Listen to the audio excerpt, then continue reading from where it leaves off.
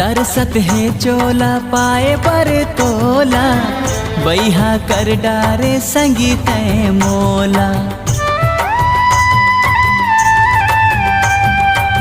मन बगिया में जैसे गोंदा फूल फूल गे, जन्म जन्म ले रानी तही मोर दिल के।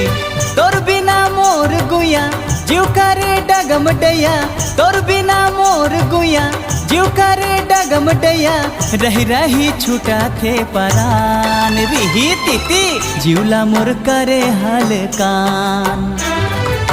रसीली ए रसीली, रसीली ए रसीली, रसीली रसीली बीड़ा पान।